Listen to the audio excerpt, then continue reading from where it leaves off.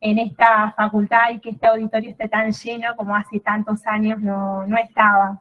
Así que bueno, bienvenidos y estamos re felices de que esto ocurra realmente. Bueno, cualquier duda que vayan teniendo me van preguntando, lo mismo los chicos que están, digamos, en el Meet me dicen, yo no los puedo ver acá en la pantalla, pero ustedes me van diciendo. La primera clase es una clase que tiene que ver con las generalidades del sistema nervioso y vamos a ver las bases de médula espinal. Y luego vamos a seguir con tronco encefálico. Vamos a tratar de que sea no demasiado extensa, generalmente todo esto ustedes ya un poco lo conocen, así que lo vamos a ir como resumiendo. Cuando nosotros hablamos del sistema nervioso central, estamos hablando del sistema nervioso central y periférico, sistema nervioso en general. Estamos hablando de un sistema que funciona realmente como una red, que tiene la gran capacidad de controlar absolutamente todos nuestros sistemas orgánicos. El sistema cardíaco, el sistema articular, el sistema muscular, el sistema renal, el sistema digestivo, todos los sistemas. Pero además de eso, se encarga de regular sistemas que son regulatorios, como pueden ser el sistema endocrino y el sistema inmunológico. Es decir, no solamente se encarga de regular funciones orgánicas básicas, sino que también se encarga de regular sistemas que también regulan, ¿bien? Cuando nosotros hablamos en crecimiento y desarrollo del sistema nervioso central y del sistema nervioso periférico, estamos hablando de un sistema que fue evolucionando junto con el hombre y que fue modificándose porque fue aumentando, digamos, de volumen y especializándose cada vez más a lo largo del tiempo. Hoy por hoy, todo lo que se conoce del sistema nervioso central, que está en los libros clásicos de neuroanatomía o de anatomía clínica, es, podríamos decir, algo antiguo, porque hay muchas cantidad de cosas y nuevas, digamos, tendencias y teorías y demás, que, digamos, refutan algunas de las cosas que nosotros estudiamos. Por eso no se tienen que asombrar que dentro de 2 o 3 años, cuando estudian algo del sistema nervioso que esté en una disciplina superior o en un área superior, van a encontrar algunas modificaciones y van a encontrar algunas actualizaciones que quizás se alejen un poco de lo que hoy estamos estudiando como normal y como correcto. Entonces es un sistema que está evolucionado, que sigue evolucionando y que se desarrolla a lo largo de la vida de manera diferente. Es el sistema que nos diferencia del resto de del resto de los seres vivos, y además que nos permite o que nos da capacidades superiores, como son la atención, la memoria, el aprendizaje, la capacidad creadora. Es decir, es un sistema, un gran integrador y un gran controlador. Cuando nosotros hablamos en el espacio tutorial o en crecimiento y desarrollo, ¿de qué diferencia este sistema de otros sistemas controladores? Es que es un sistema, el sistema nervioso, que se caracteriza por su gran rapidez en la respuesta, básicamente, y por la somatotopía, es decir, la capacidad de poder localizar una percepción, un estímulo y dar una respuesta estricta y localizada en función de lo que estamos percibiendo y en función de lo que estamos recibiendo de información del medio externo o del medio interno, ¿sí? Esa es la característica fundamental. Es una respuesta rápida, localizada, y eso digamos, se logra por la gran complejidad que tiene este sistema y además de la complejidad que tiene, digamos, la gran especialización que tiene. Esto al hombre le sale muy caro, ¿bien? O sea, la estructura del sistema nervioso le sale muy caro. O sea, el sistema nervioso es el 2% en peso de nuestro cuerpo, pero gasta el 20% de nuestro oxígeno, del oxígeno, y el 25% de la glucosa. Es decir, gasta muchísimo teniendo en cuenta la cantidad o el espacio que ocupa y la cantidad de tejido que es.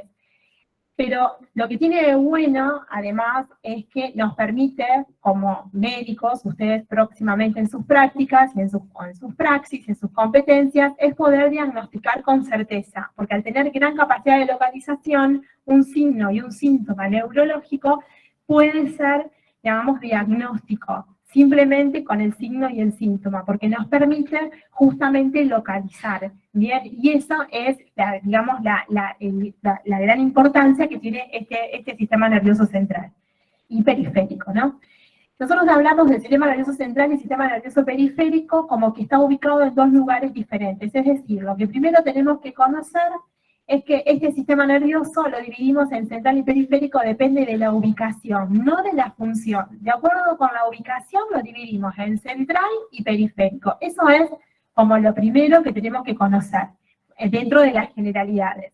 El sistema nervioso central es el sistema que se encuentra dentro del cráneo, en el endocráneo, ¿sí? Se encuentra en el endocráneo. Esperen que busco el puntero nuevamente.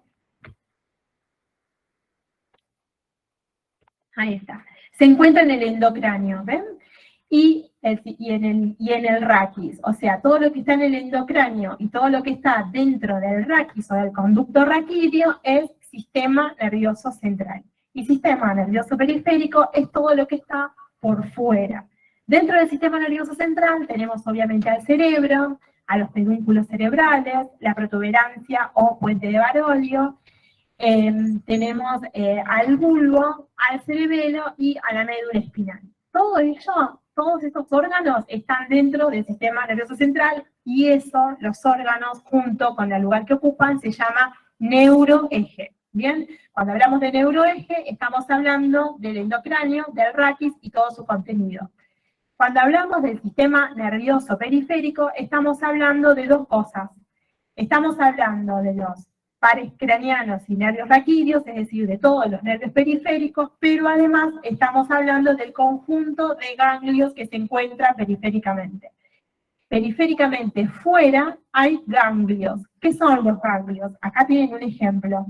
Los ganglios son un conjunto de cuerpos o somas neuronales que están periféricamente o fuera del sistema nervioso central. Es lo mismo que los núcleos, pero dentro del sistema nervioso central. O sea, en el sistema nervioso central, el acúmulo de somas neuronales se llama núcleo. Fuera del sistema nervioso central, ese acúmulo, ese conjunto de neuronas que interaccionan entre sí y que tienen fibras aferentes y fibras eferentes, se llama ganglio. Esa es la gran diferencia. Aquí tenemos en esta imagen, que es una imagen de disección, un corte sagital, en donde vemos el contenido del neuroeje, es decir, todo lo que hay en el endocráneo. Ahí tenemos el cerebro, ahí tenemos la tienda del cerebelo, el cerebelo, los pedúnculos cerebrales, la protuberancia, el bulbo y su continuación con la médula espinal. Todo lo que está por fuera sería entonces sistema nervioso periférico. El sistema nervioso central se comienza a formar a nivel de la cuarta semana, tercera semana básicamente, pero la cuarta, a través de un tubo que se llama tubo neural.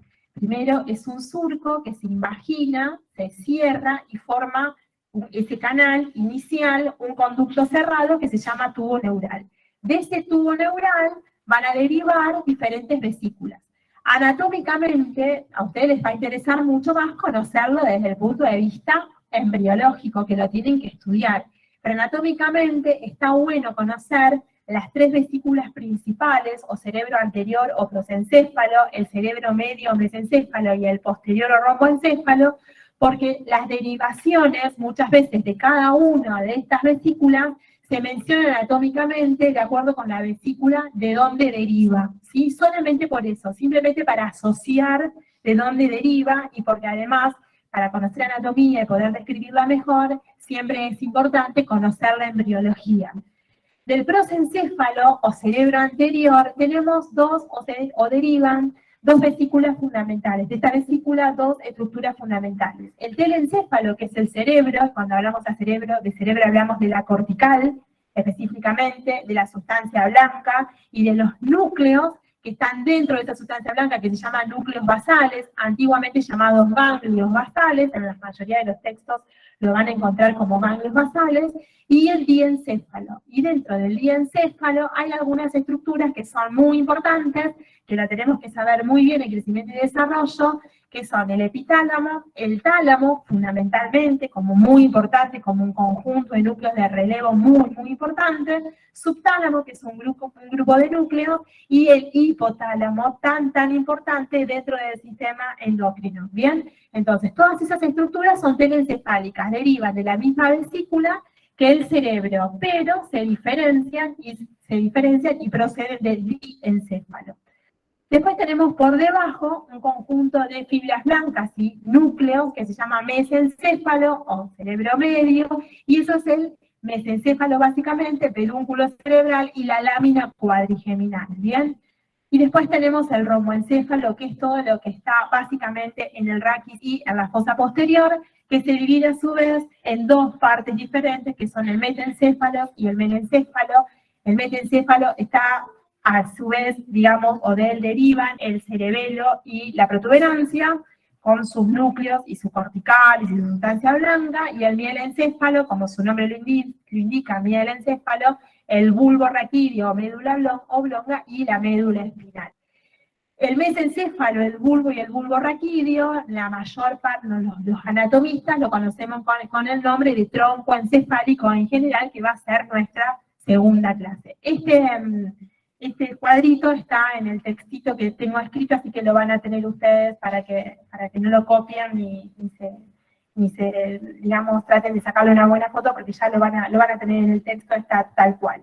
Entonces, cuando hablamos de telencéfalo, nos tenemos que acordar que si hablamos de la estructura telencefálica, estamos hablando del cerebro. Si hablamos del diencéfalo, estamos hablando del tálamo y hipotálamo. Eso es, si hablamos del romboencéfalo, estamos hablando de la protuberancia, del cerebelo, o de la protuberancia, del bulbo raquídeo, de la médula espinal. A eso vamos, que muchas veces nombramos algunas estructuras de acuerdo con su derivación embriológica, por eso anatómicamente las tenemos que conocer. Un poco para avanzar en las generalidades y sin meterme en nada de histología, porque ustedes van a tener una clase específica de histología, y mucho mejor. Si hay algo que caracteriza al sistema nervioso central, que siempre lo hablamos y lo charlamos, y que es, digamos, objeto de estudio de la física y de la fisiología, cuando hablamos de los estímulos nerviosos y de los potenciales de acción y los potenciales electrotónicos, es justamente que las neuronas que constituyen el sistema nervioso central.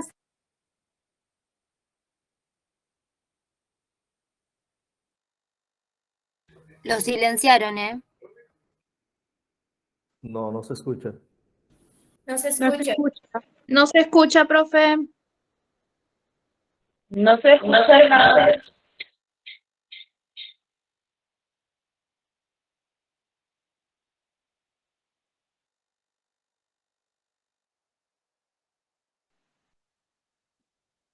No se está escuchando. No se escucha.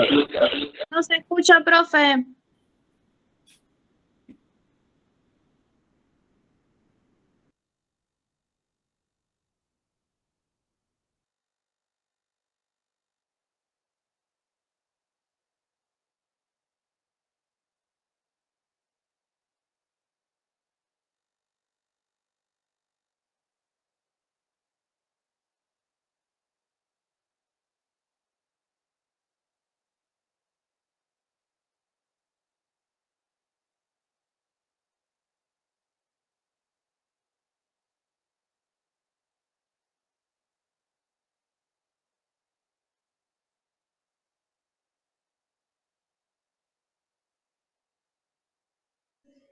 No se escucha, profe.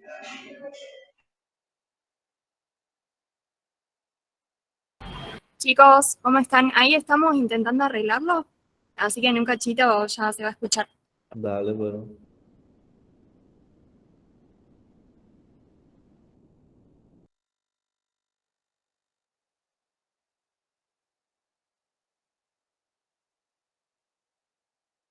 Hola, ahí está.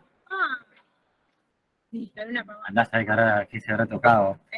Andás a ver qué se habrá tocado. Listo. Pero yo ni lo toqué. No, por eso, ahí quedó mi gata. Ahí está, listo, ahí está. Hola, hola, ¿se escucha ahora? Sí, sí, se escucha, profe. Ahí está. Sí, profe. Apaguen los micrófonos, así no Sí, se ahora sí. acoplan. Bien, ahí está. Estamos.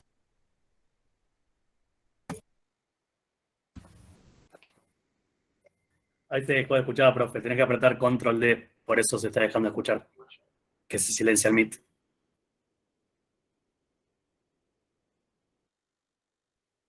No se escucha. Ahí lo arreglamos de nuevo.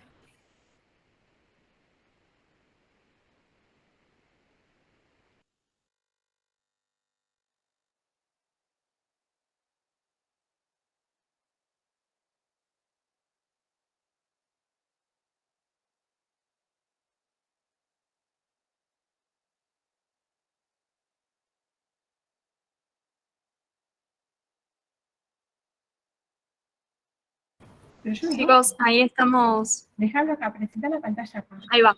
¿Cómo? Ah, no se puede. No No, puedo yo no. presentar acá. No, ¿Cómo hago?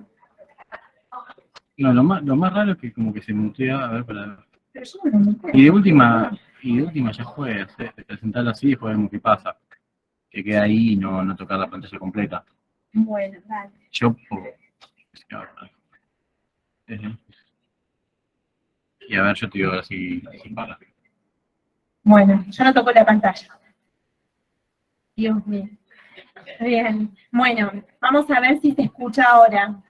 Estamos Sí, se hablando escucha. de que además de las células excitables, que son las neuronas, hay otras células que colaboran en su nutrición, en que sea eficiente la sinapsis, en que sea eficiente la recepción de los estímulos, etcétera, etcétera. Todas esas células colaboran y se llaman neuroglias o la glía, ¿bien? Que integran en conjunto con las neuronas el sistema nervioso central, ¿bien? Bien, ahora, macroscópicamente, nosotros decimos, cuando vemos un órgano en el sistema nervioso central, ¿qué decimos macroscópicamente los anatomistas? Que hay sustancia gris y sustancia blanca, ¿bien? La sustancia gris son los cuerpos de las neuronas, o bien de la glía, pero fundamentalmente más que nada lo que nos interesa son las neuronas, y la sustancia blanca son los axones que están envueltos por diferentes capas de mielina, ¿bien? Esa capa de mielina, en realidad, o la capa de mielina, está dada básicamente por una célula que es rica en fosfolípidos y que envuelve ese axón y que es diferente en el sistema nervioso central y en el sistema nervioso periférico. Ahí yo no voy a tocar la pantalla para que no nos quedemos sin audio, pero ahí yo les dibujé, les puse un esquema donde hay una, digamos, un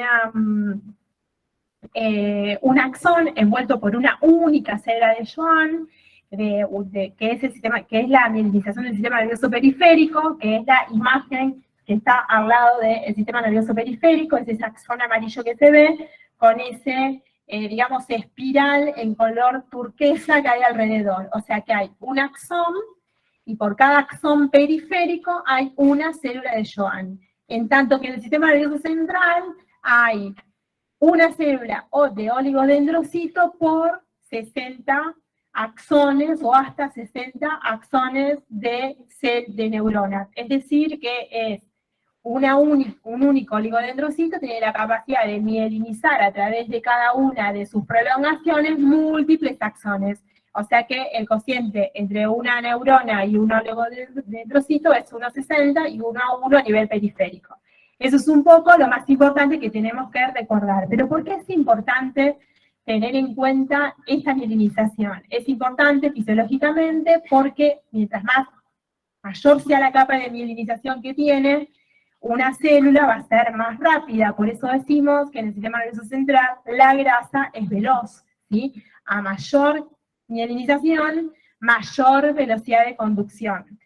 En los axones, fundamentalmente cuando hay, digamos, entre una envoltura y otra mielínica, hay espacios en donde no hay mielina, que son los nódulos de Ranvier, por eso decimos que la conducción es saltatoria, porque el impulso nervioso va de alguna manera saltando de nódulo en nódulo, y eso a su vez le da mayor velocidad. Entonces, cuando ustedes lean que anatómicamente hay células o axones que son, no células, perdón, axones que son amielínicos, esos axones amielínicos van a tener menor velocidad de conducción, por eso van a ser más difusos y más lentas las respuestas que vayan a dar, a diferencia de un axón bien minimizado, que va a ser mucho más rápido y va a poder localizar más fácilmente. Esa es una también de las características que les da, ¿bien?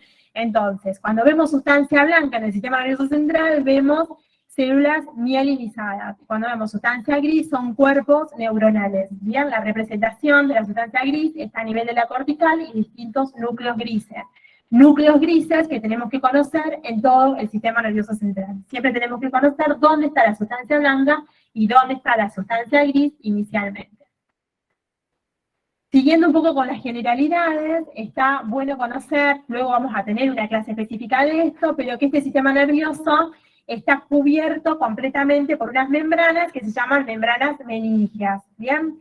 Esas membranas meningias, lo que tenemos que recordar son sus características generales y los espacios en los que compartimentaliza básicamente el sistema nervioso central. La más periférica de todas las membranas es la dura madre, bien, que es dura, como su nombre lo indica, inextensible, para cortar la dura madre da un trabajo, no es que es dura, simplemente es realmente tensa y dura, gris perlada, muy irrigada y muy inervada.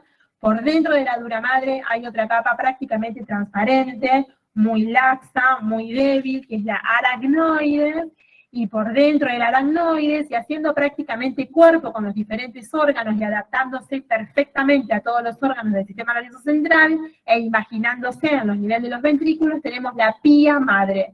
La pía madre está ricamente irrigada, ¿sí? Entonces, entre la pía madre y la aracnoides hay un espacio que se llama subaracnoideo, donde circula el líquido cefalorraquídeo. Bien, entonces, por ahora conozcamos cuáles son las características generales de cada una de las capas de las meninges del sistema nervioso central, que cubre el sistema nervioso central, y tenemos que recordar así como muy general, que entre la pía madre y la aracnoides está este espacio donde circula el líquido cefalorraquídeo.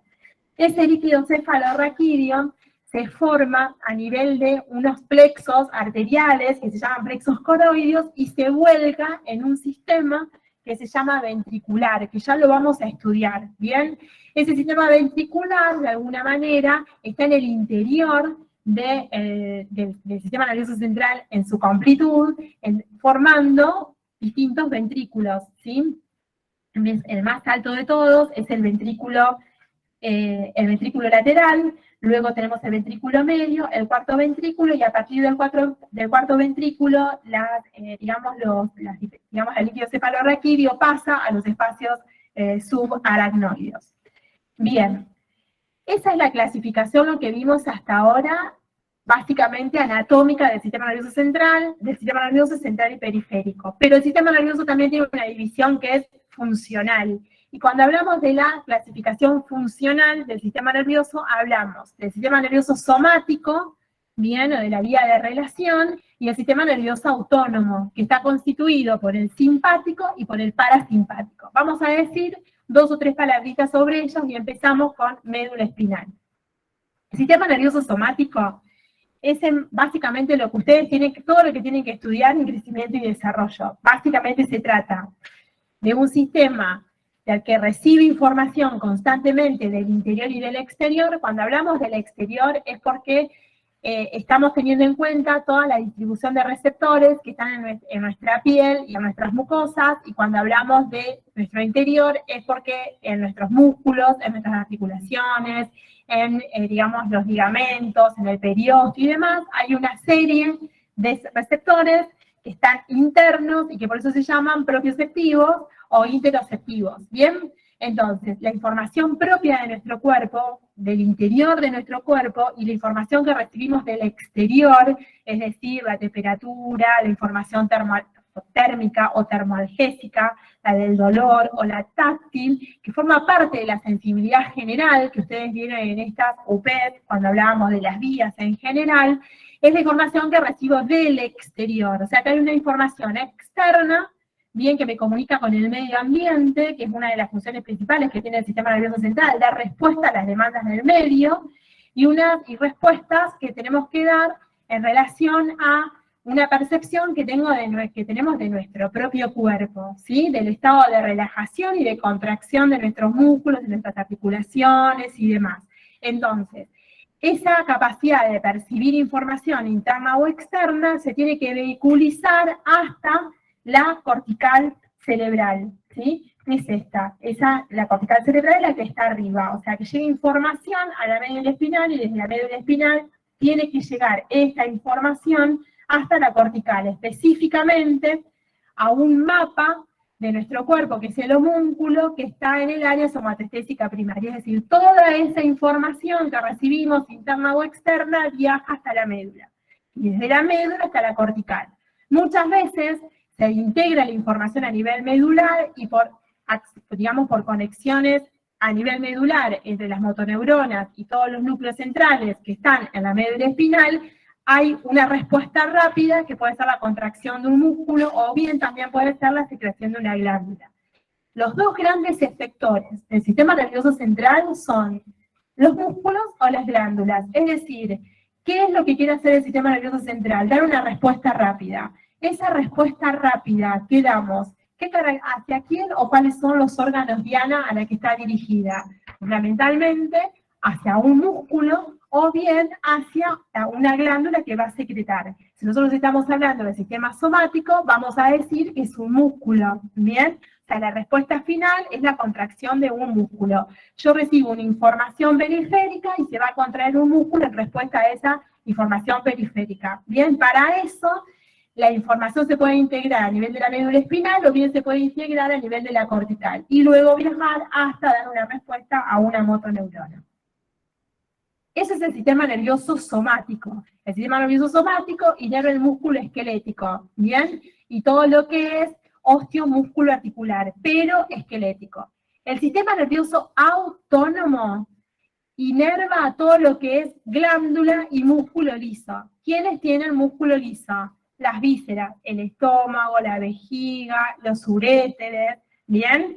Los vasos arteriales, una pequeña capa en las venas más grandes. Me refiero a que todo lo que tiene músculo liso está inervado por el simpático y por el parasimpático, y las glándulas también. Es decir, los dos grandes órganos diana del sistema nervioso son los músculos a través del sistema nervioso somático, y el músculo liso y las glándulas a través del sistema nervioso autónomo, ya sea simpático o parasimpático. ¿Estamos? Esa es la gran diferenciación inicial que tenemos que hacer, que cuesta entenderla. Por ejemplo, el globo ocular tiene una inervación somática y tiene una inervación autónoma, porque tiene músculos intrínsecos lisos y músculos extrínsecos esqueléticos. Entonces la inervación del globo ocular es extremadamente compleja y la tenemos que saber muy pero muy bien, porque tenemos que estudiar el aparato de la visión. Ese es un ejemplo, bien, que luego lo podemos ver y tratar. Ahora, dentro del sistema nervioso autónomo hay como el simpático y el simpático no son completamente siempre antagonistas, se encargan de cumplir funciones muy diferentes. Entonces decimos que el sistema simpático se encarga de alguna manera actuar en la emergencia. Es el sistema que actúa gastando extrema energía en momentos de alarma, ¿sí? Bien, estamos, por ejemplo, frente a un examen. Frente a un examen aumenta nuestra frecuencia cardíaca, nuestra frecuencia respiratoria, se nos humedecen las manos, se nos seca la boca, estamos como tensos, como que nos parece como que nos estresamos. Ese es el sistema nervioso simpático, en tanto que el autónomo es exactamente lo opuesto, es el que restaura toda la energía y que cumple en guardar y conservar toda esa energía. Bien, es un poco que guarda lo que luego se va a gastar del sistema nervioso simpático. Ahora, ¿son siempre antagonistas? No siempre son antagonistas. Hay algunas excepciones. Por ejemplo, las glándulas salivales, que vamos a estudiar ahora en nutrición, tienen una inervación simpática y tienen una inervación parasimpática, pero ambas son estimulantes. Es decir, muchas veces, por ejemplo, lo que el simpático estimula, el parasimpático lo inhibe. Pero en las glándulas salivales, ambos sistemas estimulan a las glándulas salivales. ¿Por qué? Porque hay una saliva muy rica en enzimas que se encarga de la nutrición específicamente, y hay una saliva más viscosa que es la del sistema simpático, que es la que genera mucus en la cavidad bucal, que generalmente hace que cuando estamos nerviosos tengamos la boca como más seca, ¿bien? Cuando estamos preparándonos para comer, salivamos para que todas las enzimas que tiene la saliva puedan de alguna manera actuar desde el punto de vista digestivo y poder, digamos, conservar y comenzar el proceso de la digestión ya desde la cavidad bucal. Entonces, en esas glándulas, por ejemplo, los dos sistemas son estimulantes, pero los dos tienen una función diferente, pero ambos estimulan. La frecuencia cardíaca aumenta por el simpático, pero disminuye o se hace más lenta con el parasimpático. Ahí son antagonistas. ¿Se entiende entonces? No siempre son los dos estimuladores o los dos inhibidores o son antagonistas. Depende de cada sistema, hay diversas, digamos, funciones o distintas acciones de ambos, por decirlo de alguna manera. Desde el punto de vista anatómico, lo que tenemos que nosotros conocer es dónde está el sistema simpático y dónde está el sistema parasimpático. Periféricamente por fuera del neuroeje forman grandes plexos, que lo vamos a empezar a estudiar desde nutrición con ustedes. Pero esos plexos tienen un origen central. Entonces lo que nos toca hoy conocer es dónde tiene el origen el simpático. Y dónde tiene el origen lo tiene en la médula espinal, desde T1 a L2. O sea, todas las neuronas que dan origen al sistema simpático se encuentran desde T1 a L2 a nivel de la médula espinal. Eso es lo que tienen que agendar, anotar, y lo que le van a preguntar siempre, que no se lo tienen que olvidar nunca, ¿sí? Desde T1 a L2. Y el sistema parasimpático, en cambio, se encuentra dentro del cráneo, o sea, son núcleos vegetativos que están en el tronco encefálico, y otros núcleos que están en la médula sacra. Por eso decimos que el parasimpático es cráneo sacro. ¿Bien? Eso es lo que anatómicamente tenemos que recordar hoy del sistema nervioso autónomo. ¿Dónde está el simpático y dónde está el parasimpático? ¿Cuál es el origen? El origen del parasimpático es cráneo sacro, el origen del simpático es toracolumbar. Eso es lo más importante. Bien, después vamos a ver en cada uno de los sistemas qué hace cada uno de acuerdo con los receptores de cada tejido, con los neurotransmisores y demás. Bien, pero por lo menos hoy se tiene que ir con esta idea. Además, en el tubo digestivo hay otro sistema que hoy se independizó, que es el sistema nervioso autónomo entérico. Entre las capas muscular y submucosa que hay en el tubo digestivo, hay también neuronas que forman parte del sistema nervioso autónomo, que hoy se lo considera independiente del simpático y del parasimpático, que es el sistema nervioso autónomo entérico. ¿Bien? Eso es lo que por ahora debemos recordar. Hasta acá, ¿alguna duda de las generalidades del sistema en cuanto a la clasificación o a su composición? ¿Alguien que tenga alguna duda? ¿Cómo? Sí. Es igual, no tiene independencia. En general el sistema simpático, digamos, tiene menos mielina que el sistema nervioso somático, porque es más difuso. Sí. Sí. Sí, yo me perdí acá un ratito. ¿Podrías decir qué es los ganglios? L1, L2. Ahora vamos a ver el occipital, digo, desde la plaza hasta L1, L2 o L2, pero tiene muchas metámeras.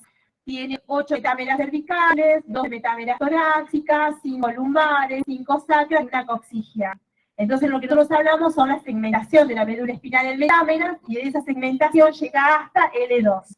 ¿Bien? Porque vos tenés 31 bares de nervios raquídeos, y vos te preguntas, ¿cómo puede ser?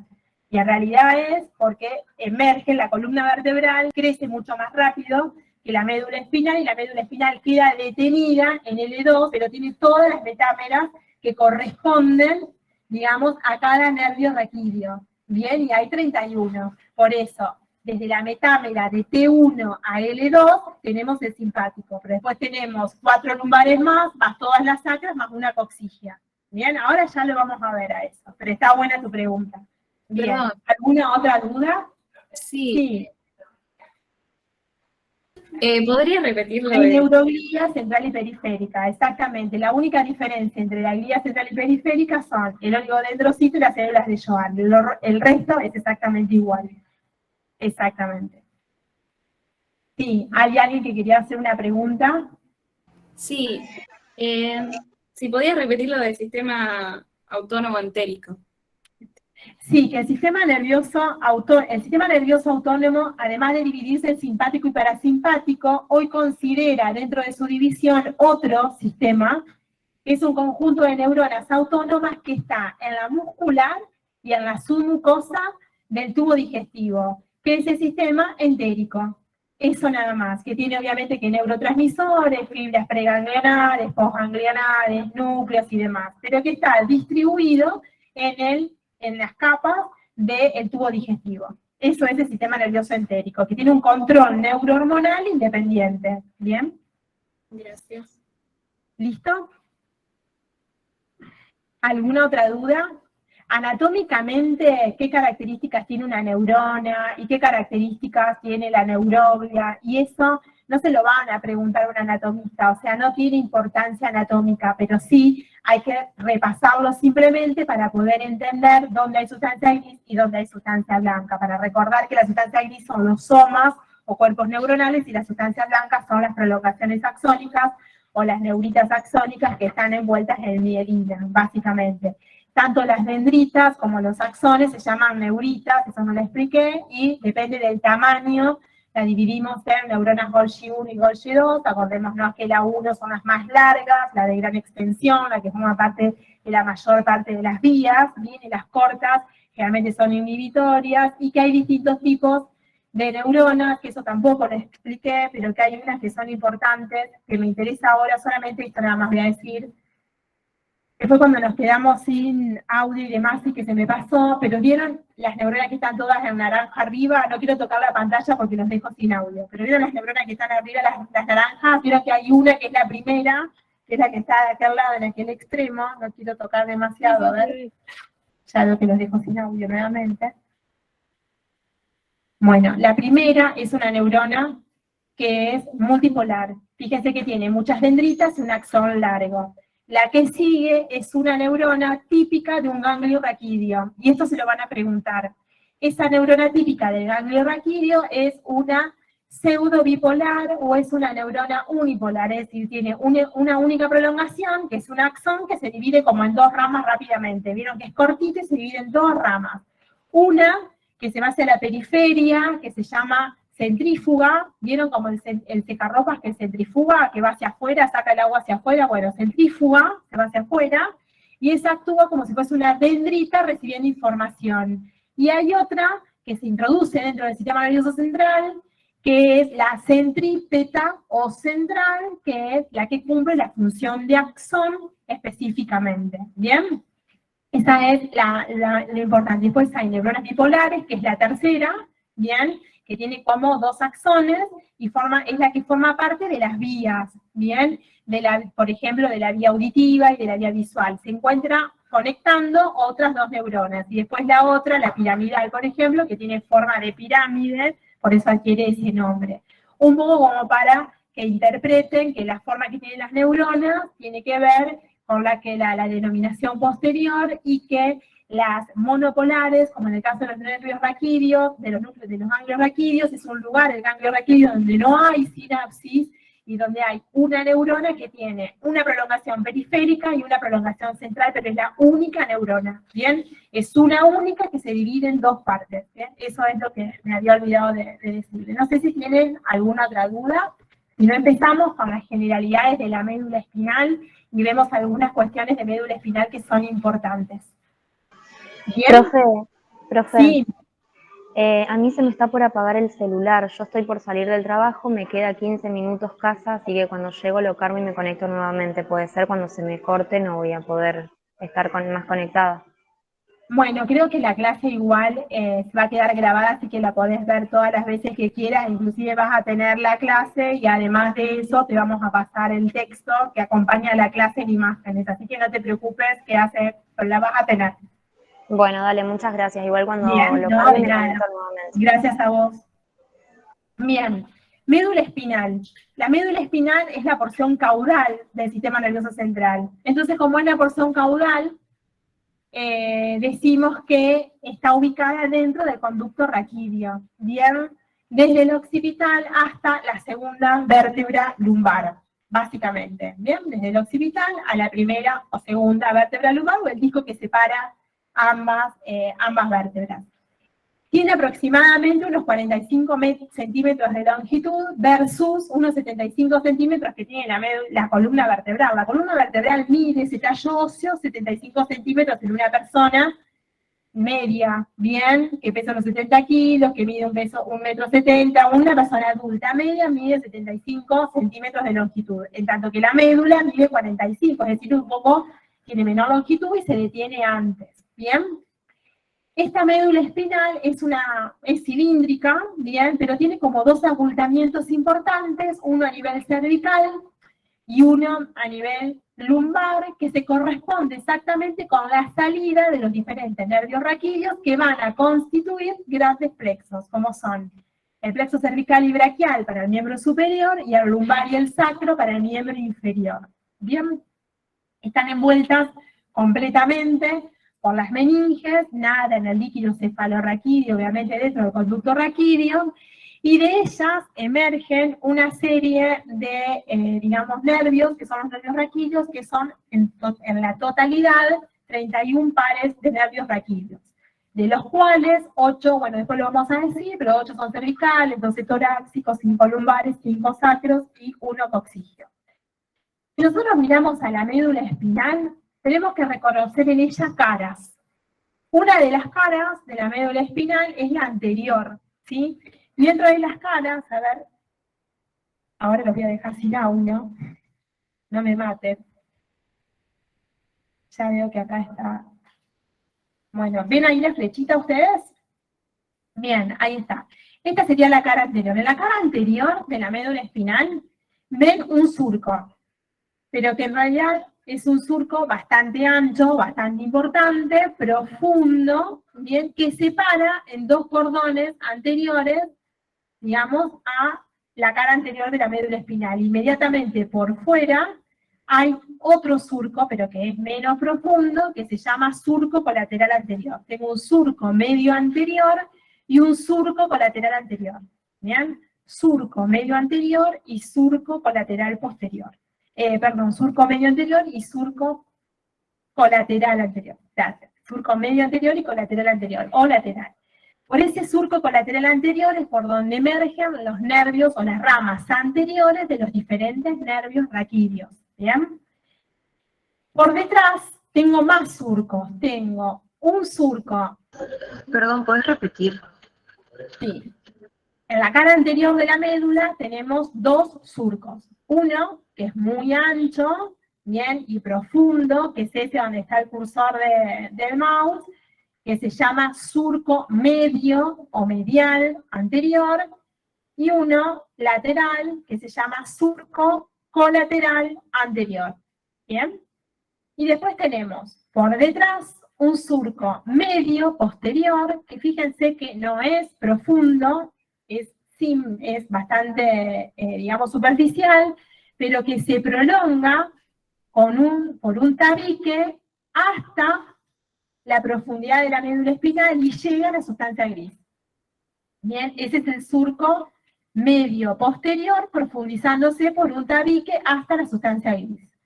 Y después tengo un surco paramediano posterior, que es este, y un surco colateral posterior.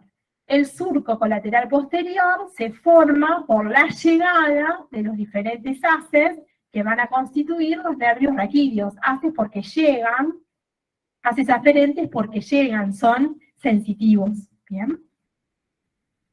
Entonces vamos a recordar los surcos de la cara anterior, y los surcos en la cara posterior. Eso es lo que tienen que recordar de la configuración externa de la médula espinal.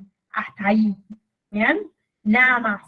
Por esos surcos van a transitar y van a caminar las arterias espinales, de las cuales la anterior es muy importante, ¿bien? Porque su lesión provoca infarto medular que genera secuelas graves e importantes. Bien. ¿Alguna duda en el MIT que creo que estaban hablando? Profe, Si podías ¿cómo se repetir. llama el surco? De la Tenemos cara pos- de la de la posterior, cara sí. posterior. En la cara posterior los surcos son el medial, que es este donde está el cursor, el paramedial posterior y el colateral posterior. Medial, paramedial y colateral. ¿Está bien? Lo pueden encontrar de otra manera también. Paramedial porque es paralelo a la línea media y colateral porque está por fuera y lateral. Bien. Sí. Por el anterior y por el posterior, pero mucho más importante el anterior. Bien, son los vasos espinales. Bien. Son los anteriores, medial anterior. Bien. Por el medial anterior es el más importante. Después en la última imagen yo se los voy a mostrar así no se lo olviden, y cuando veamos irrigación lo vamos a volver a señalar así no se lo olviden. Así no se lo olviden, como para remarcarlo bien y que les vaya como quedando eso como importante. Bien. Bien, igual está en el textito, está en el textito. El texto no tiene imágenes, pero ustedes van a ir leyendo el texto y van a ir mirando las imágenes y es lo mismo.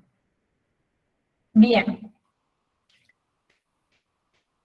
Si vemos la configuración interna de cuando a ustedes le piden configuración interna de cualquier órgano del sistema nervioso central, lo que les están pidiendo es dónde hay sustancia blanca, dónde hay sustancia gris, y la sustancia gris qué características tiene, y la sustancia blanca qué fascículos tiene. Eso es lo que les están pidiendo, nada más ni nada menos, es un montón.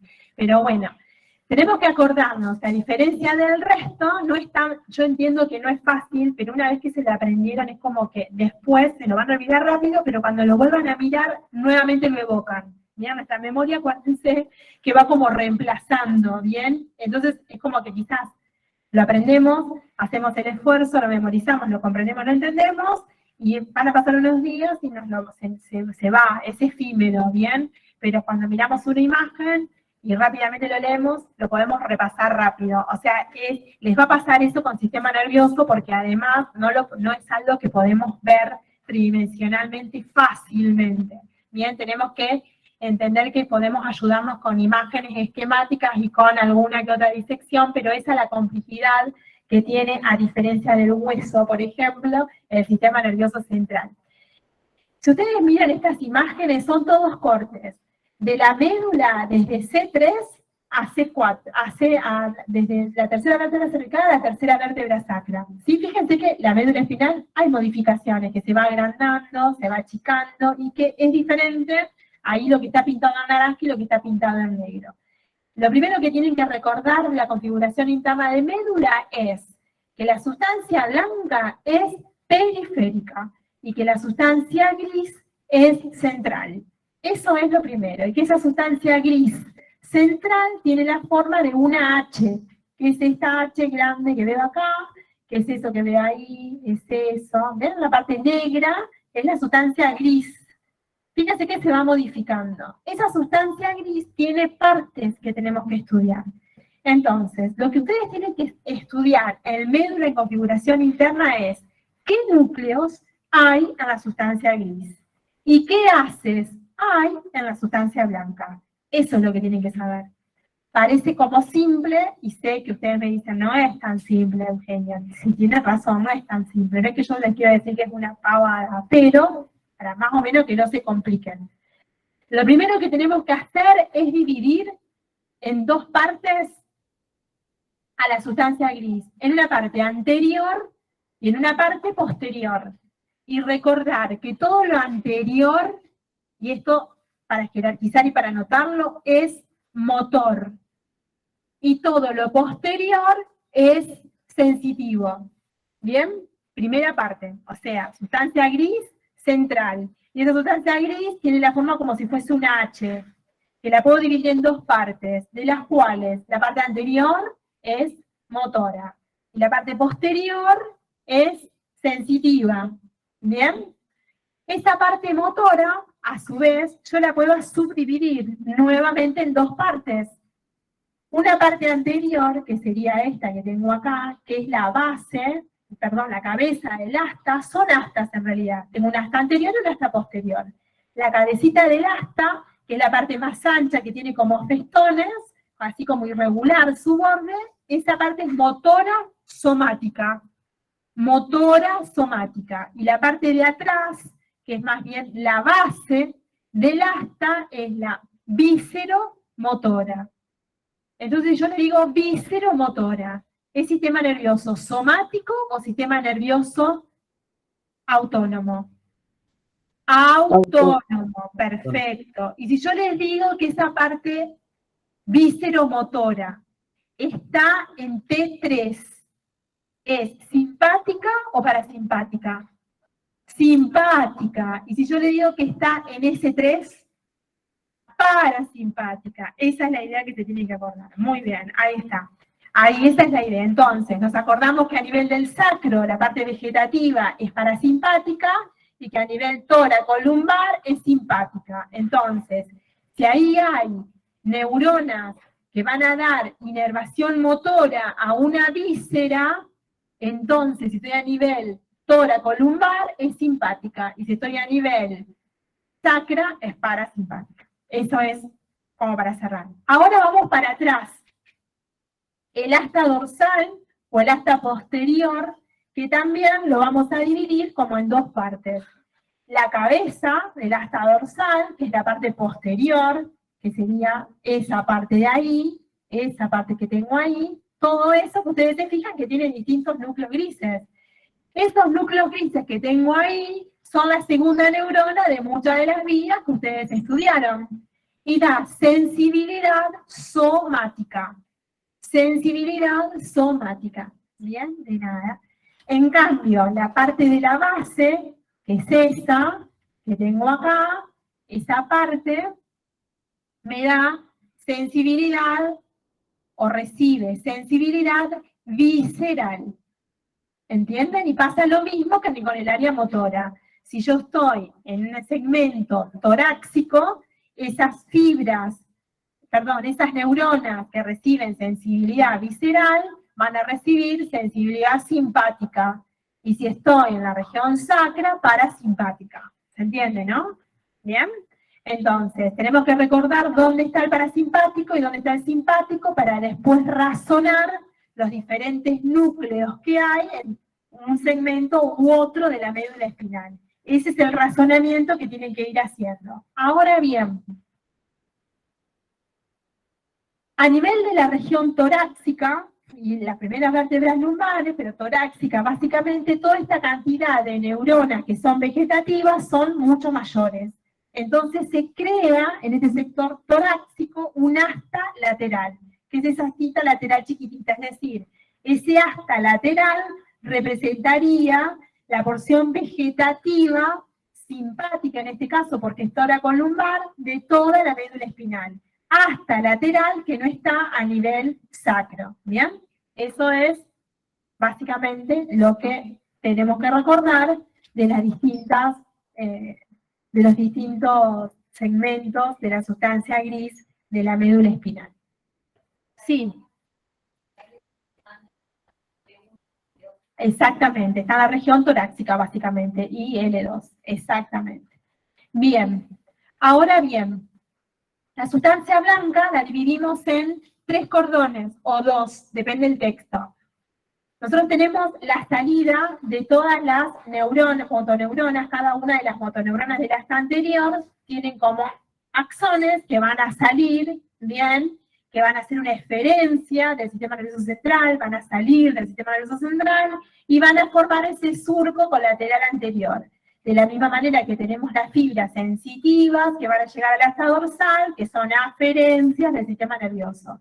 Esos dos elementos dividen en cordones a la médula espinal. Entonces tengo un cordón anterior entre un surco colateral anterior y el otro surco colateral, que es esto, que es lo que está pintado en amarillo, un cordón lateral, que es lo que está pintado en naranja, entre el surco colateral anterior y el surco colateral posterior, y un cordón posterior entre el surco colateral posterior de un lado y el surco colateral posterior del otro lado. Es decir, que tengo 3 surcos, anterior, laterales y posterior. En alguna bibliografía, en algunos textos, está descrito el anterolateral como único, ¿bien? Pero ustedes se van a dar cuenta, se dice anterolaterales porque los unieron, pero en realidad son anterior, lateral y posterior. En los cordones anteriores, en los cordones posteriores y en los cordones laterales, va a haber haces que ascienden y haces que descienden. Ascienden hacia el sistema nervioso y descienden desde el sistema nervioso, que son fascículos. Acá vamos a decir algunos importantes. Y cuando estemos dentro de las últimas clases, en la cuarta o quinta clase, ahí vamos a definir y van a terminar de interpretar todo re bien. Si ya lo saben, porque la semana que viene ya están listos para rendir, ahora lo van a interpretar re bien. Así que ahí están, los 3 cordones importantes que tenemos. Esto es lo que ya les dije recién. Por la médula espinal, todos los fascículos que van a ascender hasta el sistema nervioso central son las fibras aferentes que llevan información. Son generalmente vías sensitivas aferentes que llegan al sistema nervioso para que en la cortical, cuando llegan a la cortical cerebral, y llegan a la cortical cerebral, se hagan conscientes. Y si parten de una orden, que generalmente parte de la cortical motora, es una fibra eferente. Es decir, que en la médula espinal hay fibras ascendentes y descendentes que van a ser sensitivas y motoras, respectivamente. O sea que viajan todas juntas, formando fascículos importantes. Algunos tan importantes que no se los pueden olvidar, que ahora lo vamos a decir. Vía motriz. Ahí yo les puse en esos 2 círculos, que no los puedo marcar con el mouse bien, una pena, los haces o las fibras que se llaman córtico-espinales directos y cruzados. ¿Qué son? Es la fibra eferente, es decir, que baja desde la cortical motora hasta la motoneurona, que está en el asta ventral de la médula espinal, lo anterior, y que antes de llegar a la metámera que le corresponde, para la orden que le está dando el sistema nervioso, la cortical cerebral, viaja formando 2 posibles fascículos. Nosotros sabemos que la vía motriz, ¿qué hace?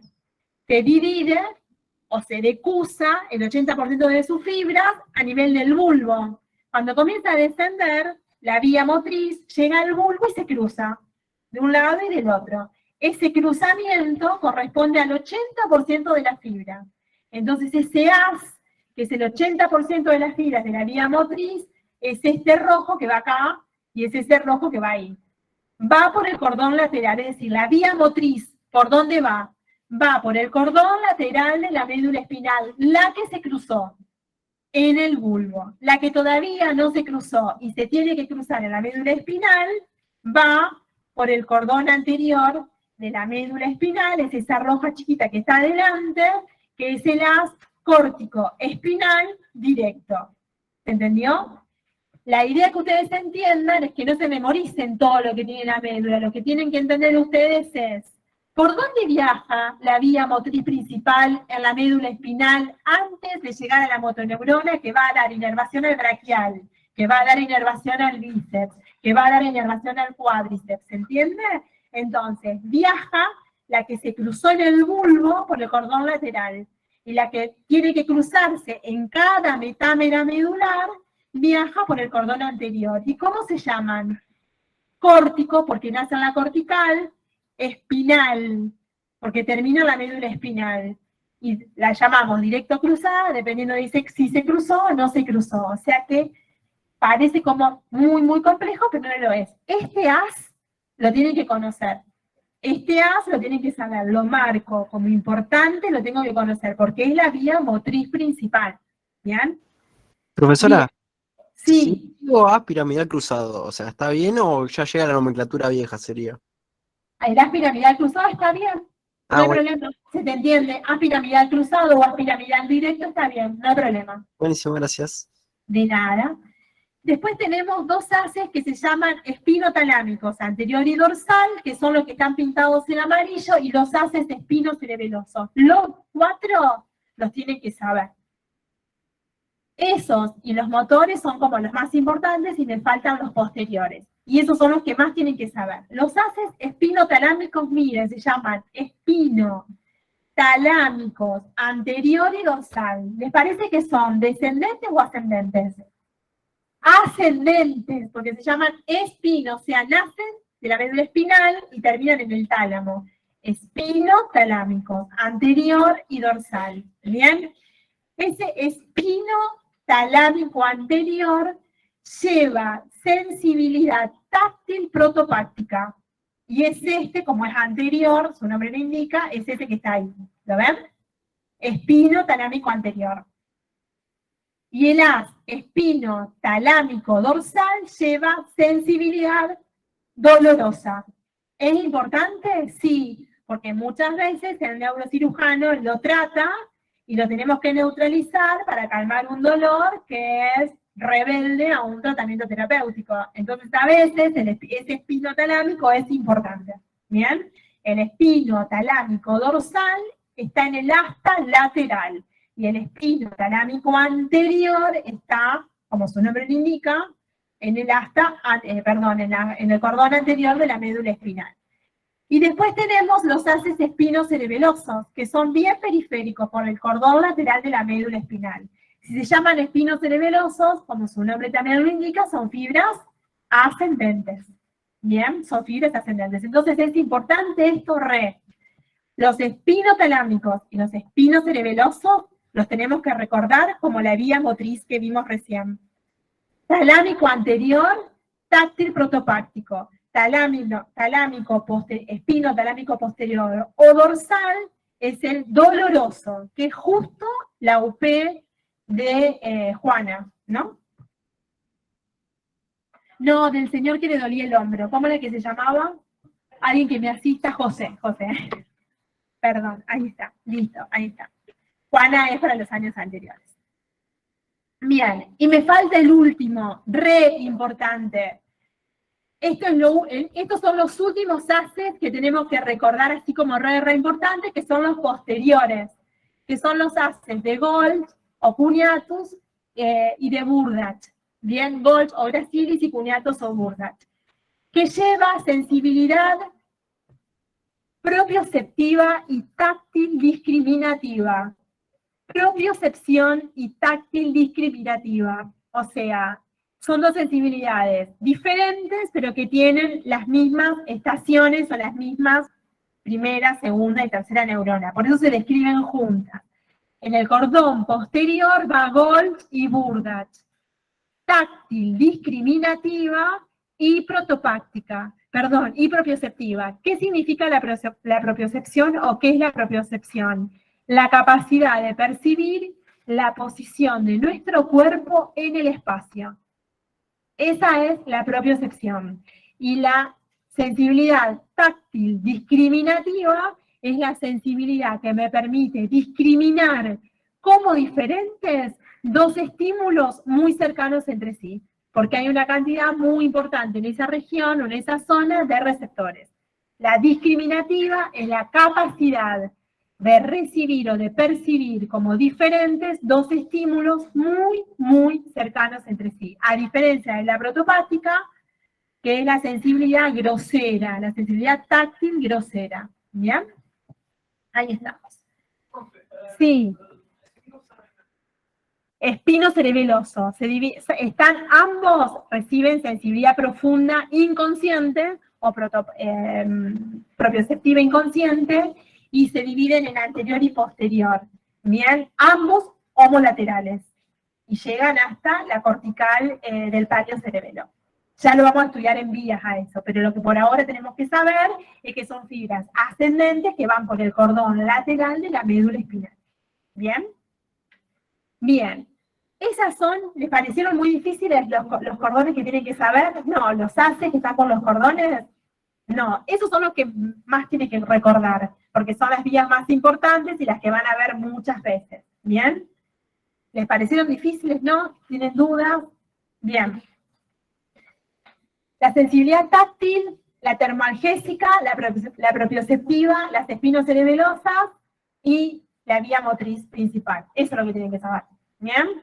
Ajusten bien eso, que con eso ya casi están, y por qué cordón van y cómo se llaman cada.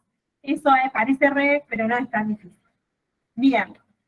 Otra pregunta generalmente de examen que integra todos los contenidos que ustedes tienen que saber del sistema nervioso, aunque parezca una tontera, es cómo está constituido un nervio raquídeo. Entonces, miren esta imagen que es de Latarjet, que está muy buena. Ya estamos, en breve ya estamos terminando, chicos. Un poquito más de paciencia y ya terminamos. Tenemos motoneuronas en el asta anterior. Y tenemos núcleos sensitivos en el asta dorsal o posterior. Entonces, ¿qué tenemos?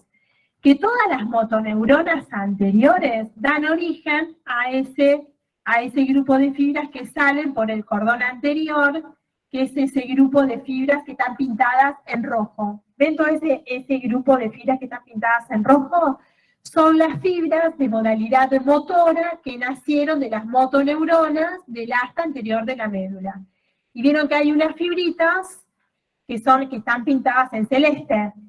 Esas fibras celestes son todas las fibras que van a llegar a la médula espinal, pero que antes pasan por ese ganglio que es el ganglio raquídeo.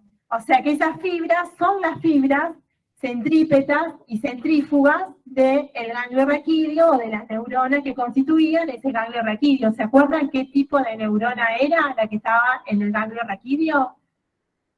Era unipolar, exactamente. Entonces, todas las fibras sensitivas que llegan a la médula espinal, más todas las fibras motoras que salen de la médula espinal, integran y forman un nervio raquídeo con fibras sensitivas y motoras.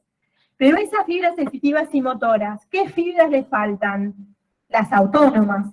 Tengo solo las somáticas, ¿bien? Entonces, las autónomas nacen de la base del asta dorsal y de la base del asta ventral y pueden ser simpáticas o parasimpáticas, pero siempre, cualquiera sea su modalidad, simpático o parasimpática, van a salir por o acompañando al asta anterior de la médula espinal, a las fibras que nacen del asta anterior o motoras de la médula espinal. Es decir, las fibras simpáticas o bien parasimpáticas, en este caso estamos hablando de las simpáticas, van a nacer de núcleos simpáticos que tienen su origen en la médula toracolumbar, simpáticas, ¿no? Entonces van a salir de ahí, es esa fibra verde, salen junto con las motoras y hacen sinapsis en un ganglio que está afuera, bien al lado de la columna vertebral, en una cadena ganglionar que se llama paravertebral, que ya la van a estudiar, y luego se vuelve a integrar a las fibras del nervio raquídeo. Ahora, a veces nos llega el ganglio y va o sigue otro camino y encuentra otro ganglio diferente más cerca de la víscera a la que tiene que inervar. No importa eso ahora, lo van a entender cuando veamos más vísceras, ¿bien? Ahora tanto no nos interesa. Lo que sí me interesa es que sepan que un nervio raquídeo está constituido por fibras motoras, sensitivas y vegetativas, y que las motoras y las sensitivas, ¿de dónde nacen cada una? Las sensitivas tienen su origen en las neuronas del ganglio raquídeo que tienen esa fibra centrífuga que actúa como una dendrita recibiendo información del exterior o del interior, pero de un receptor por fuera del sistema nervioso central, y una centrípeta que va al asta dorsal de la médula. Y la motora que nace de la motoneurona que está recibiendo una orden de la cortical cerebral, de este haz piramidal cruzado directo. Todo eso se juntan y forman un nervio mixto, de modalidad mixta, y se divide en dos ramos, uno posterior y uno anterior. ¿Qué tienen que saber de las ramas anteriores que se acuerden? Que todas las ramas anteriores de los nervios raquídeos, que fíjense que tienen fibras sensitivas, fibras motoras y fibras vegetativas, forman los plexos que inervan el miembro superior y el miembro inferior, forman los grandes plexos. ¿Para qué tienen esos nervios, fibras vegetativas? Porque en el miembro superior y en el miembro inferior hay alguna glándula. ¿Hay algún elemento con músculo liso? Sí. Tenemos arterias, por ejemplo, en el miembro superior y en el miembro inferior. Y glándulas tenemos sudoríparas, sebáceas en la piel. ¿Se entiende? No es glándula solamente la hipófisis. ¿Se entiende? O la tiroides. O sea, como que tenemos, no se imagina que en un nervio solamente tiene fibras sensitivas y fibras motoras. También tenemos, acuérdense, la modalidad vegetativa. Y que esa vegetativa está saliendo siempre con las fibras motoras. Y que solo las ramas anteriores de ese nervio raquídeo constituyen los plexos. Hablan del plexo braquial y dicen, está constituido por las ramas anteriores de los nervios C5, C6, C7, C8, T1. ¿Se entiende? Ramas anteriores. Las ramas posteriores inervan el dorso de nuestro cuerpo, nuestra parte posterior del tronco, y no participan en la constitución del plexo cervical, ni braquial, ni lumbar, ni sacro, ni sacrococcigio, ni pudendo. ¿Bien? Eso es básicamente lo que les quería comentar así como re importante. Y después, aludiendo a lo que decía el compañero hoy temprano, la médula espinal cuando el recién nacido durante la vida intrauterina tiene exactamente la misma longitud que la columna vertebral, pero la columna vertebral crece mucho más rápido que la médula espinal y la médula espinal queda detenida entre L1 y L2. Pero todo el conjunto de fibras o de nervios raquídeos sale por cada agujero de conjunción. Eso se lo van a preguntar. ¿Cómo sale cada nervio raquídeo de la columna vertebral? Sale por un orificio que se llama orificio de conjunción. Y hay orificios de conjunción desde la primera vértebra cervical hasta el sacro. O sea que hay nervios sacros, inclusive hay un nervio. Van saliendo por cada uno. Entonces, desde L1 y L2, cada nervio raquídeo tiene que, en realidad desde antes, pero desde L1 a o L2, dependiendo de dónde termina la médula espinal, hay un recorrido dentro del conducto raquídeo de la porción caudal de cada nervio que tiene que ir buscando cada orificio, ¿sí? Por ejemplo, el primer nervio sacro, para encontrar el agujero sacro por el que tiene que salir, tiene que recorrer toda la columna lumbar. Entonces, todo ese conjunto de nervios forman lo que se llama la famosa cola de caballo. ¿Bien? La médula espinal está dividida en metámeras.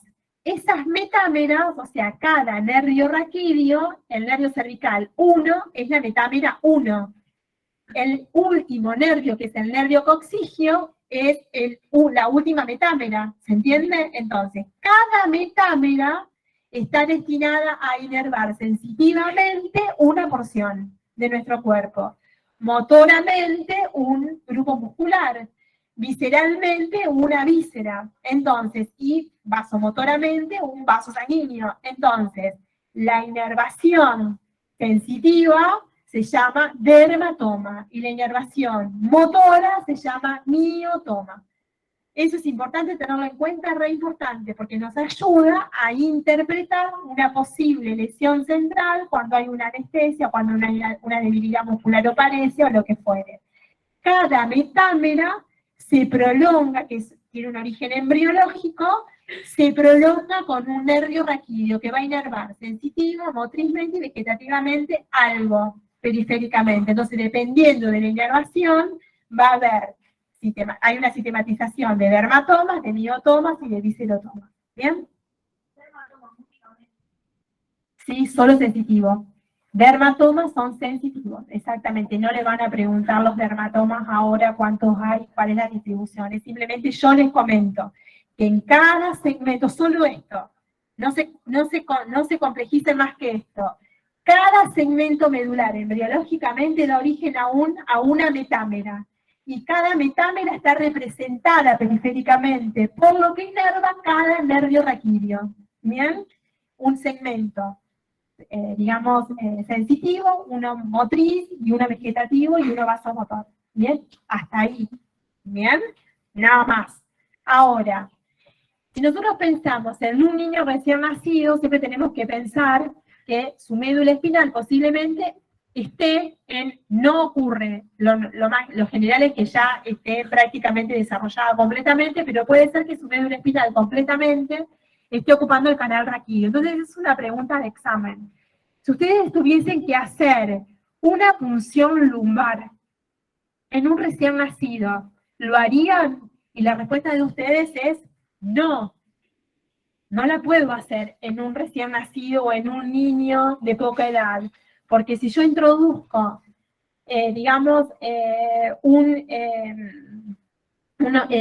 objeto punzante, una aguja espinal, para poder de alguna manera extraer al líquido cefalorraquídeo, puedo dañar la médula espinal. Y dijimos que era muy compleja la médula espinal, y que si se lesiona es de difícil o es irreversible que se pueda de alguna manera reparar, porque son células que no se dividen y que tienen gran desarrollo, plasticidad, pero que no se pueden dividir.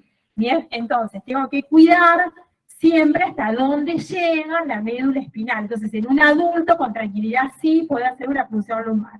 Entonces, teniendo en cuenta lo que preguntaba su compañero, es importante que recordemos que, fíjense, en este caso, en un recién nacido la médula espinal está prácticamente hasta la última porción caudal del conducto raquídeo, pero la médula espinal llega básicamente hasta L1, L2 en un adulto normalmente, pero en un recién nacido puede ocupar todo el conducto. Entonces no voy a elegir para extraer el líquido cefalorraquídeo una punción lumbar y sí una punción a nivel de la fontanela, por ejemplo, ¿bien? Entonces, en un adulto, la última porción del conducto raquídeo, desde L1, L2, hasta la finalización del saco dural o filum terminalis, está ocupado por la cola de caballo. Esta relación de los segmentos medulares en relación a la columna vertebral es algo topográfico, pero que no lo tienen que memorizar, es simplemente para recordar por encima de qué nivel está cada nervio raquídeo, el origen de cada nervio raquídeo versus su salida. ¿Qué quiero decir? Si yo tengo en cuenta las vértebras cervicales, por ejemplo la primera vértebra cervical, yo tengo que entender que el origen, por ejemplo, no pongamos la primera porque justo sale entre la primera y el occipital, pero por ejemplo la sexta vértebra cervical.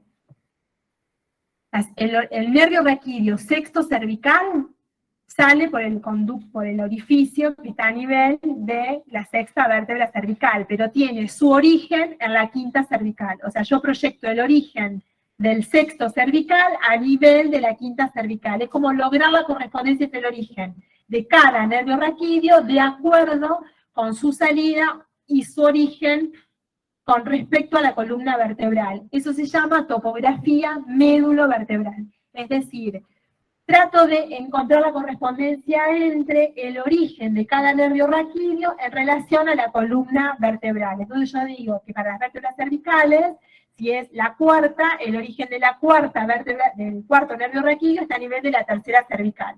Si hablo de las vértebras dorsales, tengo que añadir 2 vértebras por encima. Entonces, por ejemplo, si yo digo que el décimo nervio raquídeo torácico sale por el orificio de conjunción décimo torácico, el origen está en T8. ¿Se entiende? Cuento 2 por encima de. Y lo mismo hago con las lumbares y demás. Nunca, esto nadie se lo... No, es simplemente como para que se acuerden, nada más, de que de la médula espinal no llega hasta la porción caudal del conducto raquídeo. Y eso nos sirve para saber en dónde hacemos una punción lumbar, en L4. ¿Bien? No sé si tienen ganas, si tenemos tiempo, un minutito, vemos cómo es.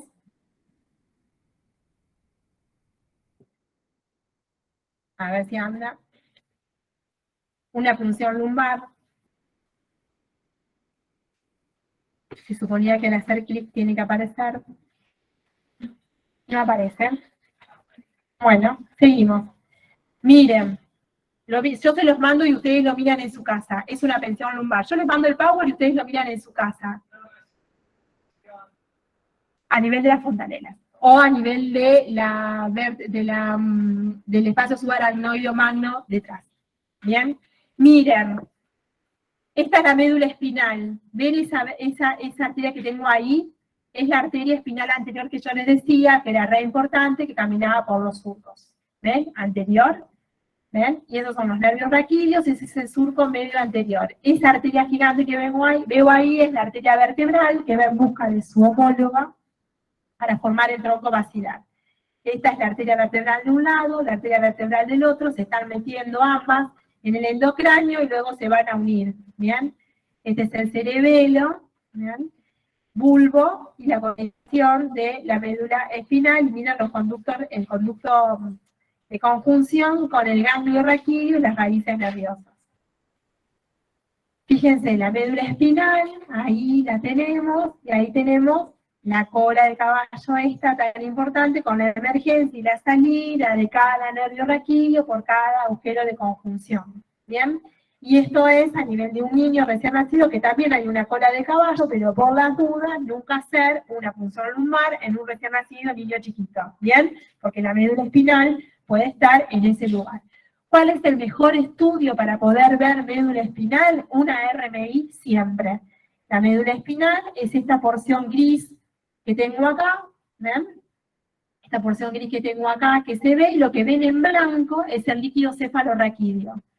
Normalmente se hace cuando hay generalmente dolor persistente y estamos buscando la protrusión de alguno de los discos intervertebrales al interior del conducto raquídeo para ver si hay algún tipo de hernia, para ver la circulación del líquido cefalorraquídeo y demás. El mejor estudio para poder observar la médula espinal y las partes blandas es siempre RMI. No se lo van a preguntar, yo solamente se los muestro para que vean que se ve perfecto todo esto que nosotros estamos estudiando. Y miren acá cómo se ve la finalización y la cola de caballo, y en un corte coronal bien esta cola de caballo. ¿Tienen alguna duda?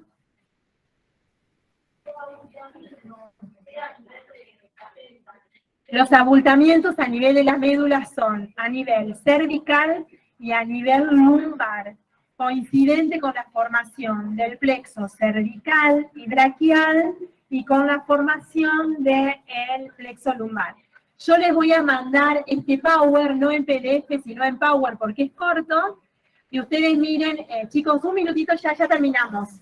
Ustedes miren ese video que está lindo y miren otro. Yo encontré este porque era re cortito y sabía que esto me iba a pasar con este cañón y con esta computadora. Bueno, voy a tratar de ensayarlo la próxima vez mejor. Les cuenta el video las características que tiene que tener y la posición del paciente dentro del conducto raquídeo, pero fundamentalmente les cuenta los distintos elementos que tiene que atravesar hasta llegar al conducto raquídeo, al espacio subaracnoideo, para que empiece a salir ese líquido cristal de roca completamente transparente, que es el líquido cefalorraquídeo. Lo primero que se tiene que atravesar, además de la piel y partes blandas, es el ligamento amarillo. ¿Bien? ¿Saben dónde está el ligamento amarillo a nivel de la columna vertebral? ¿Qué une los ligamentos amarillos?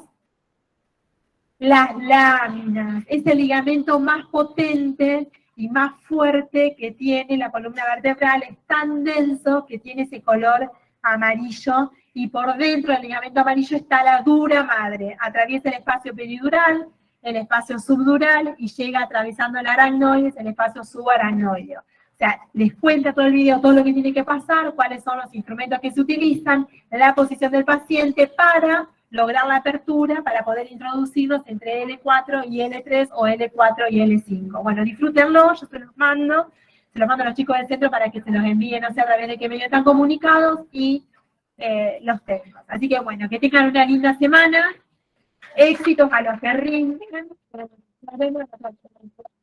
Gracias.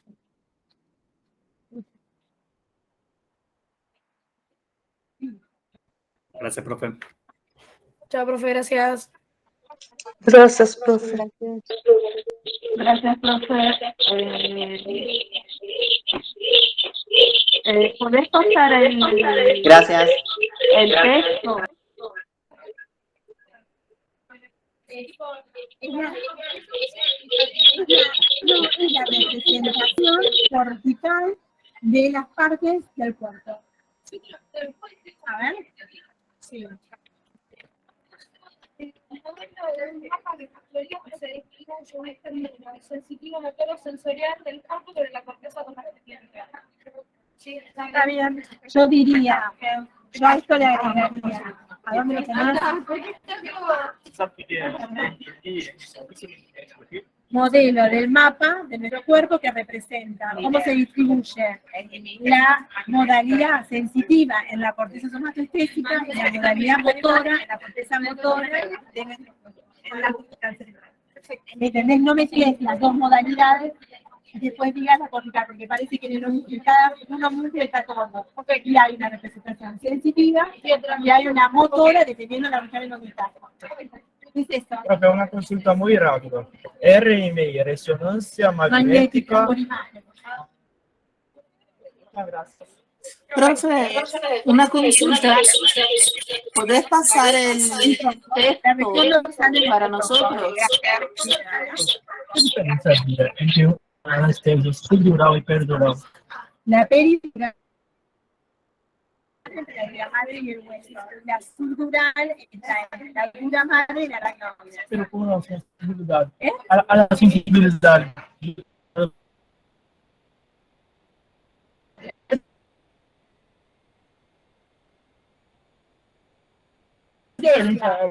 No, ninguna.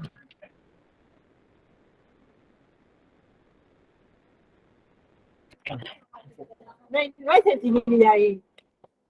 Lo que vos estás hablando es de la anestesia peridural, que es el anestésico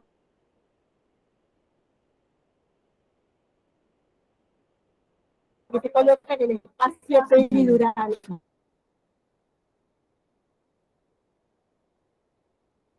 O subdural. Eso es. En el peridural es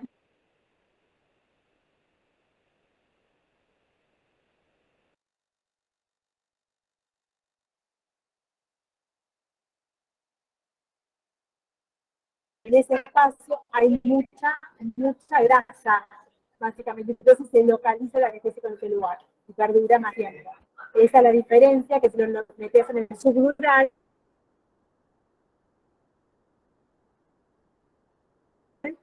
que no hay nada, se absorbe y digamos que el efecto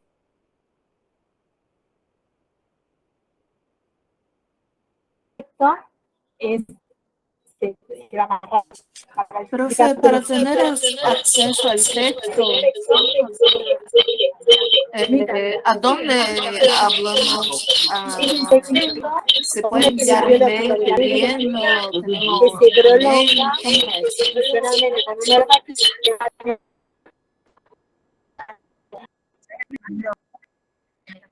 No, porque es algo biológico para hacer. A ver.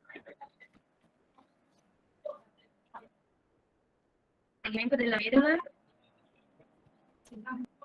que está dejada inervar, ¿no? Mira, esto es una metámera, ¿ves? Esa es la médula, que se prolonga con un nervio. Cada segmento, que son todos segmentitos de la médula, como la médula espinal dividida en todos los segmentos, que va a dar origen cada segmento a un nervio. Cada segmento da origen a un nervio, son 31 metámeras. Cada una de las metámeras da origen a un nervio, se prolonga con un nervio. Esa es una